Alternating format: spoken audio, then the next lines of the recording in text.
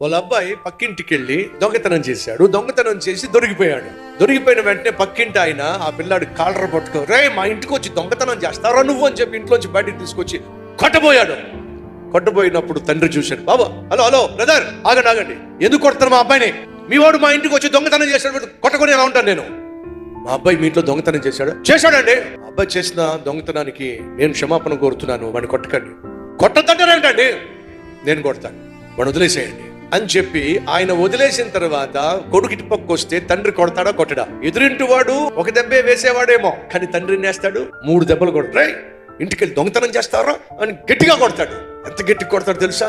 ఆయన కళ్ళు చల్లబడేంత వరకు. ఎవరి కళ్ళు? బాగా కొట్టాడు అని చెప్పి ఆయన అనుకునేంత వరకు కొడతాడు. జాగ్రత్తగా వినండి. వీడే గనుక అతని చేతిలో దెబ్బలు తింటే అవి చావు దెబ్బలు, కానీ తండ్రి చేతుల్లో తింటే ఒక పక్క కొడతాడు, కానీ ఎంత కొట్టాలో అంతే కొడతాడు. కారణం తెలుసా? అటువైపు వాడు శిక్షిస్తే శిక్ష మాత్రమే ఉంటుంది, కానీ దానిలో ప్రేమ ఉండదు. తండ్రి శిక్షిస్తే శిక్షతో పాటు ప్రేమ కూడా ఉంటుంది. కాబట్టి దేవుడు మనల్ని శిక్షించినప్పుడు ఒక చేత్తో పట్టుకుంటాడు, ఒక చేత్తో కొడతాడు కానీ ఆ కొట్టుడులో కూడా ఆయన అద్భుతమైన ప్రేమ దాగి ఉంటుంది. కాబట్టే మనం నశించిపోము. ఆయన శిక్ష మనకు నష్టం కాదు. ఆయన శిక్ష మనల్ని నరకం నుంచి తప్పిస్తుంది. ఆయన శిక్ష మనకు ఆశీర్వాదం. కాబట్టి దేవుని చేతిలో పడ్డాం మంచిదండి. సహోదరి సహోదరులు, నీ జీవితంలో నువ్వు కలిగి ఉన్న సమస్య నువ్వు చాలా మందికి చెప్తావు. నీ బంధువులకు చెప్తావు, నీ స్నేహితులకు చెప్తావు. సహోదరుడు వింటున్నావా?